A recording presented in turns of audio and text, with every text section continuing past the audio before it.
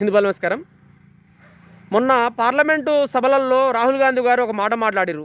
ఏమనంటే హిందువులంట హింసావాదులంట. నిజమే, మరి హిందువులు హింసావాదులే. హైదరాబాద్లో ఒకడు 100 కోట్ల మంది హిందువులను ఊచకోత కోస్తామని మాట్లాడితే ఎక్కడ కూడా వాని మీద తిరగబడలేదు, దాడులు చేయలేదు. కాబట్టి నిజంగా హిందువులు హింసావాదులే. బైన్సాలో హిందువుల ఇండ్లు తలగబెడితే, ఆటోలు తలగబెడితే, ఆడోళ్ళని నీచంగా దుర్వాసులాట్లు మాట్లాడినా కానీ తిరగబడలేదు. కాబట్టి నిజంగా హిందువులు హింసావాదులే. నల్లగొండలో ఒక స్వామి మాల వేసుకున్న ఒక వ్యక్తిని కొడితే, మాల మొత్తం చింపేస్తే, ఒక బట్టలు మొత్తం చింపేస్తే తిరిగి రివర్స్లో మళ్ళీ ఈ స్వామి మీదనే రివర్స్ కేసు పెడితే కూడా ఎక్కడ కూడా స్పందించలేదు. కాబట్టి నిజంగా హిందువులు హింసావాదులే. సందేశ్ ఖాళీ అనే ప్రాంతంలో, పశ్చిమ బెంగాల్లోని సందేశ్ ఖాళీ అనే ప్రాంతంలో హిందువులని అమ్మాయిలను ఎత్తుకెళ్ళి ఒక తృణమూల్ కాంగ్రెస్ ఒక ఎమ్మెల్యేను ఎంపీని వాడు ఎత్తుకెళ్ళి వాళ్ళ పార్టీ ఆఫీస్లో రేప్ చేస్తే దానికి నిరసనగా కనీసం దాడులు చేయలేదు. కాబట్టి నిజంగా హిందువులు హింసావాదులే. కాబట్టి హిందూ సమాజమా, మనం ఒక యాత్ర చేస్తే, ఒక దేవాలయానికి వెళ్తే కనీసం మన స్వతంత్రంగా మనం తమకు వెళ్ళలేని దుస్థితి, ఎక్కడ బాంబు పేలుతుందో అని.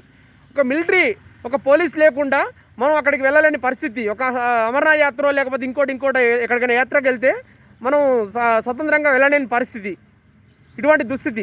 కాబట్టి నిజంగా హిందువులు హింసావాదులే. ఎంతకాలం ఇట్లా?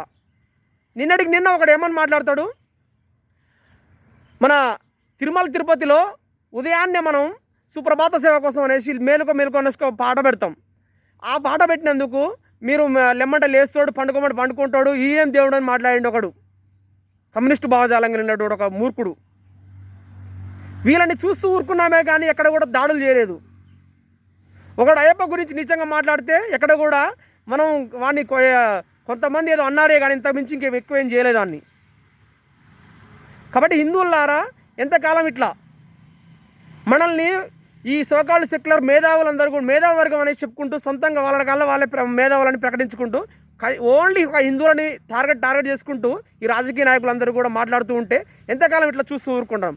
కనీసం దాడులు చేయకపోయినా పర్లేదు, కొట్టకపోయినా పర్లేదు, ఒకడెవడైనా మనల్ని కొడితే మాత్రం తిరగబడండి. లేదు అంటే ఇంకా ఇటువంటి దాడులు, మాటల దాడులే కావచ్చు, చేతల దాడులే కావచ్చు, ఇంకా పెరిగిపోతూ ఉంటాయి.